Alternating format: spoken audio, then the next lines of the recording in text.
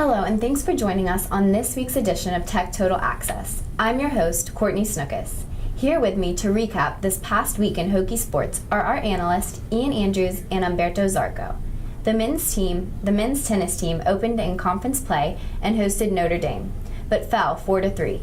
Tech fell to 1-4 in the ACC, with Freddie Mesmer continuing to be the only undefeated Hokie. The team then hosted Boston College and beat the Eagles 6-1. The team rallied back from their loss the day before to win everything except one singles match. What did you guys think of the men's tennis performance? Well, overall, I thought it was a pretty good performance. You lose to Notre Dame. They're the number 38 team, or I should say ranked number 38 in the country.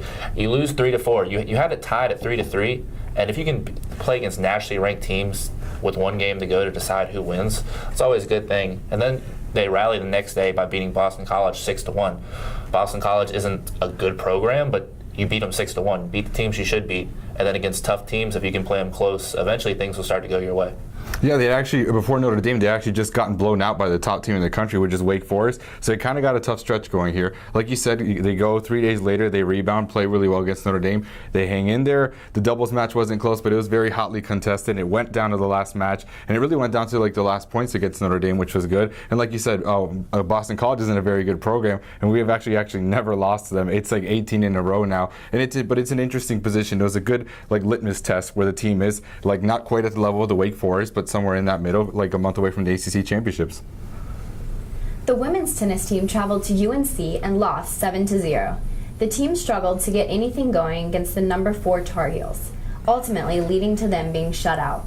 The team then went to Duke and also lost 6-1. Tech's only point came from Francesca Fusinato in her singles match.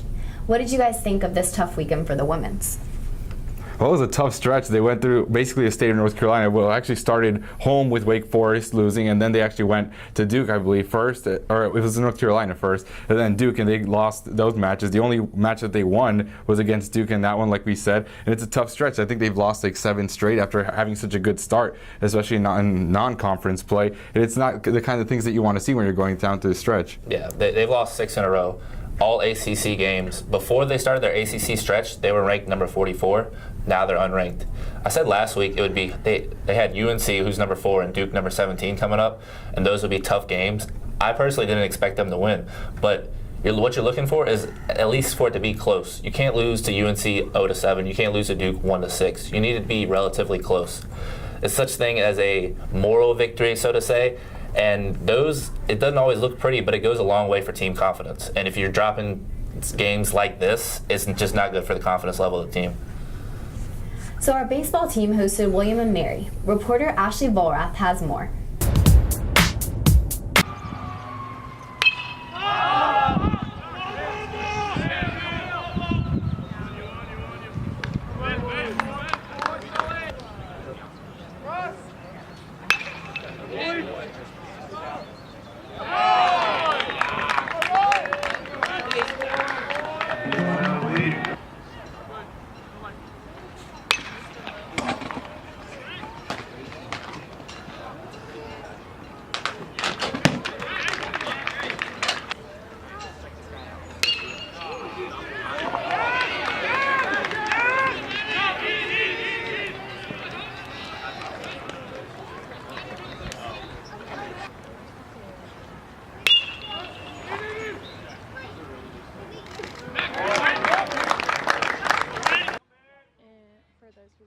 Those are like,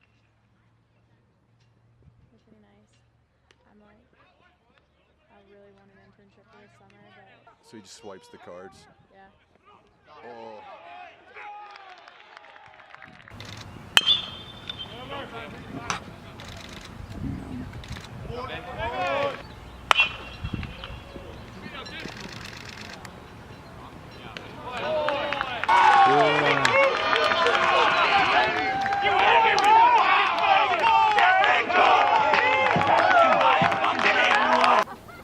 We are here at the Virginia Tech's English Field, where the Virginia Tech Hokies just beat William & Mary Tribe 3-2. I'm Ashley Volrath with VTTV signing off. The team then traveled to play a 3-game series at Pitt and dropped all 3 games. The Hokies struggled to stop the run against Pitt, allowing them to score first in every game, and they weren't able to stop their lead. The team will host Campbell, but we'll have more on that next week. What did you guys think of this performance? Well, it's not the way that you want them to trend. After they won the series against the number one team, Florida State, they beat them 2-1 in the 3-game series. You followed up with William & Mary, you beat them 3-2. But then you get swept by Pittsburgh. Pittsburgh they're not having a good season.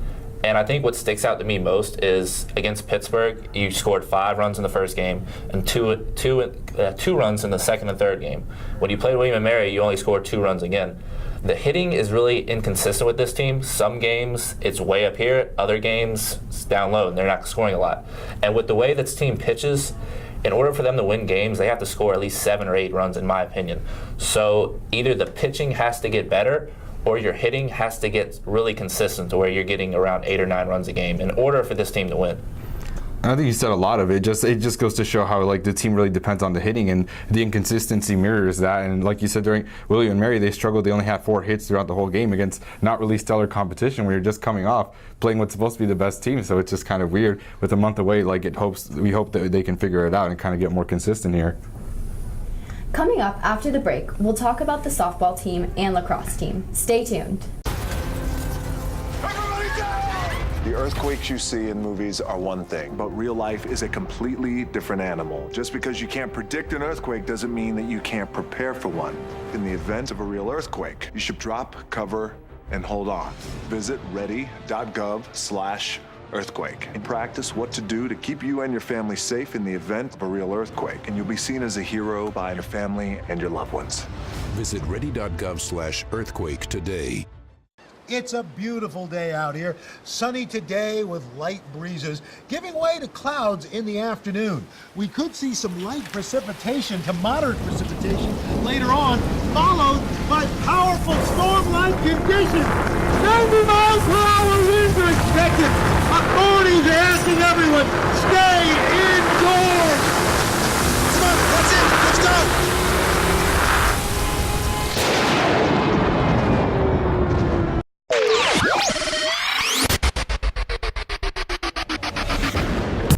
Welcome back to Tech Total Access.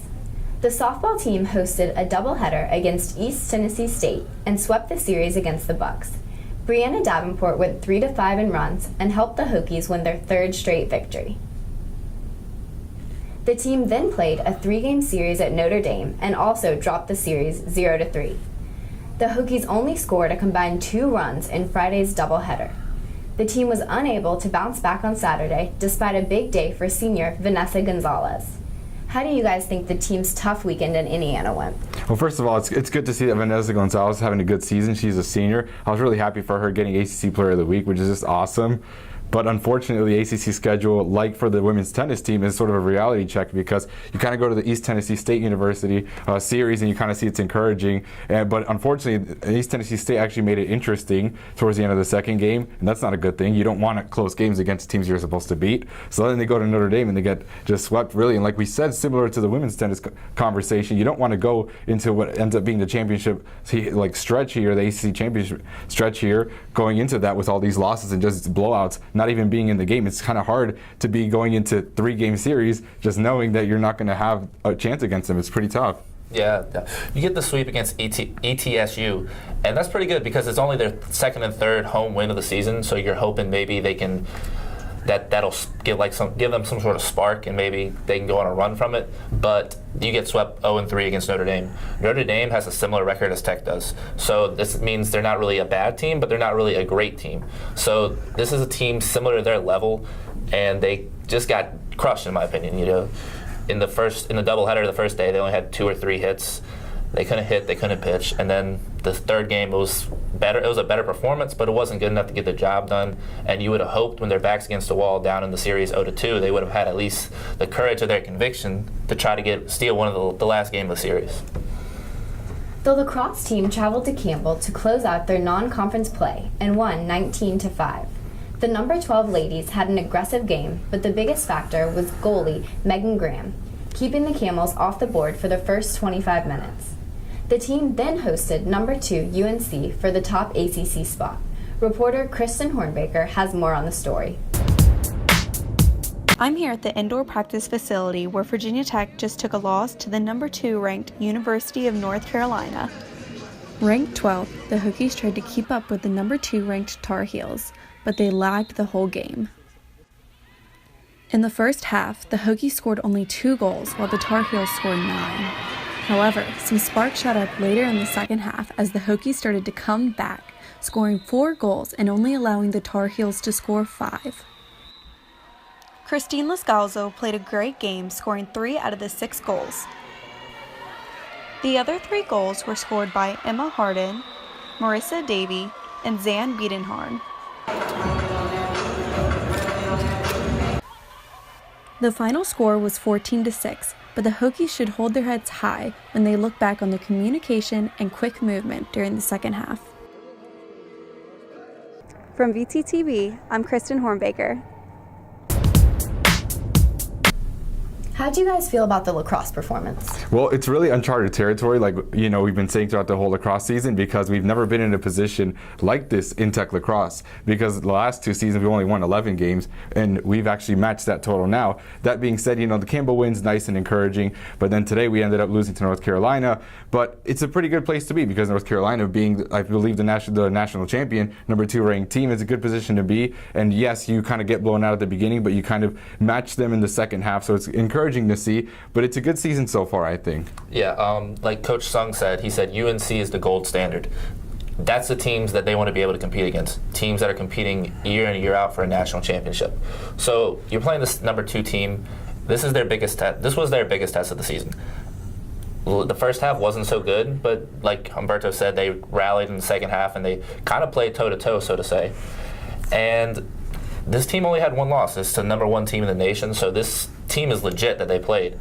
And Christine Lascalzo, I think I'm pronouncing her name right, I hope I am. If not, sorry. Yeah, from UNC. No, from Virginia Tech. From Virginia Tech? This was her 4th straight hat trick. Really? So not only she's able to do it against like smaller teams like Campbell, against national powerhouse like UNC, she's able to put up big goals. Wow, speaking of difference-making players, Coach Sung's also said that the recent success has had him just getting players in the just coming to Tech that he didn't get before. So this success is for real. They beat Duke, which we've never beaten before earlier in the season. So it's really encouraging so far. And coming up after the break, we'll see how the Hokies' spring football practices are going, as well as talk about the women's basketball team hot and cold season. Stay tuned.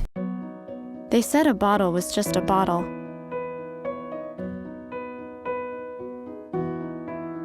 That no one would ever notice me.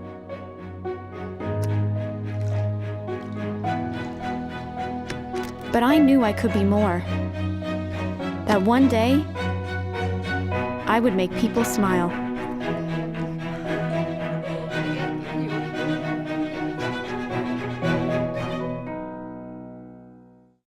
Hey, did you know 2.4 million loving cats and dogs in shelters and rescues need our help to find a home? Let's go to theshelterpetproject.org and meet if you are in a shelter near you. Harlow, oh, she's one great listener who loves to hear all your stories. My kind of cat. Cerulo is a sweet, goofy boy who's eager to please. Sounds just like another dog I know. So go to theshelterpetproject.org, search your local shelters and rescues, and go for a cuddle with your next best friend. Adopt.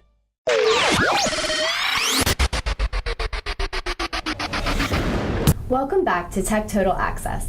The women's basketball team traveled to Michigan for the quarterfinals of WNIT and fell 80-62. Vanessa Panusis, Sydney Cooks, and Shanette Hicks all wrapped up their Hokie careers. Panusis scored a total of 23 points to lead the team, but weak rebounding slowed the Hokies down throughout the entire game. What do you guys think of the ladies' season overall? Overall, it was a good season. It was much more than what they expected, especially this is your first year under a new head coach, Kenny Brooks, but I feel that they have the same issue as the men's do. They have to get a lot better at rebounding, and I feel like if they do that, their ACC record is going to be a lot better.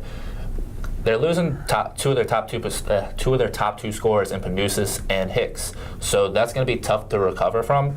But if they can get the rebounding up, I feel like it doesn't matter how much points you score. If you're winning the rebound battle consistently, you're going to win games in conference and out of conference. Listen, I think the season overall is pretty encouraging. Kenny Brooks is in a tough spot with Justin Fuente and Coach Sung with the women's lacrosse team having to live up to those new hires and that expectation. But I think it's encouraging, especially when he has not yet to make his mark on the program with bringing in the players that he wants to bring in. He's really taking the team from where it was last year, and it's encouraging, especially the way they finished out the season in postseason play. I think there is something to that. The way you finish the season is kind of the way you can, take it into the offseason. I think that can be encouraging for him.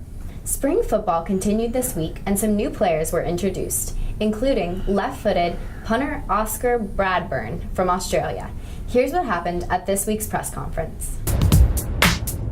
Week of spring practice number 4. We're still in the installation phase. Had a good week last week. Hopefully we'll have another good one today. Just kind of taking it one step at a time. We're still in the infancy of this thing in regards to this spring. But the kids have had 3 good workouts, so anxious to see them again today.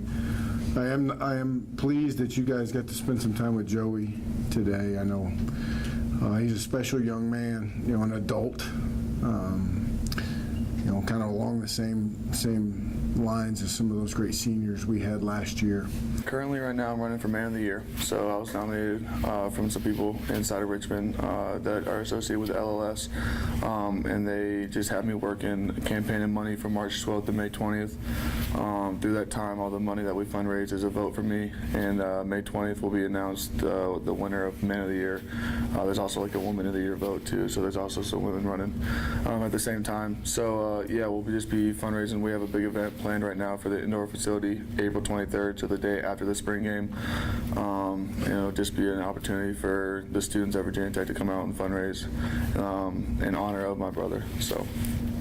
In 2014, my brother passed away. He was my older brother. At the time, he was 20 years old, so he's 2.5 years older than me. And he was diagnosed in 2012 with AML, which is acute myeloid leukemia. He fought for about 14 months and ended up passing away February 27, 2014. So this is real special to me, the opportunity to fundraise in honor of my brother and continue the legacy that he left behind. He's got a lot to learn. I mean, there's the rule. He's got to learn the rules too, and then the football there, the Australian football is totally different. But I would assume they have guys coming at them when they're kicking the ball still. So that's the least of my concerns. I do think they got to get a good feel for that. I think every punter does, to be honest with you. So I just know with dealing with these guys before they're extremely competitive, number one, just through the way they're brought up playing the Australian rules football, and that's what I've liked the most, and we've had success with it. So so we're excited about it. I've never coached a left-footed punter before, so it's a little different for me. Well, the thing is, we had a really good background with a year of training at ProKick back home. So last year, I was training pretty much every day from January all the way through to December when I left. So I've had a good background and to get used to what I think or what the expectations are. So yeah, although I'm sure there'll be a bit to get used to come game day. Yeah. Place kicker Joey Sly is running for the Lymphoma and Leukemia Society's Man of the Year in honor of his brother, whom he lost 4 years ago. For more information on how to help Joey win this award, visit www.helpjoeykickcancer.com. What are you guys expecting to see from the special teams this year? Well, obviously there seems to be a change in the punting position if we can break into the lineup, and it's interesting with left-footed punters because it kind of messes with the way our return people expect the ball to be coming, which is what the Patriots do with Ryan Allen, and it's an interesting move to see kind of that going that way. So what else do you think? They had a good year in special teams this year, in my opinion, and I expect them to do the same this coming season. Sly's coming back, Greg Stroman's coming back, so you automatically have a kicker who can kick it out the back of the end zone every time. So that limits the other team from returning. Greg Stroman's proven that he can take big returns, take them to the house, and the only really question mark I see is with the punter, Bradburn. But in my opinion, the punting was kind of lackluster last year, so I don't think he can do worse. I definitely think he can do better. And like you said, with the way the ball rotates from a left-footed kicker, or punter, I should say, it might be interesting to see if that can maybe cause some muff punts or anything. So that's all we have for this episode. Be sure to tune in next week for more hard-hitting sports action. And, as always, Go Hokies!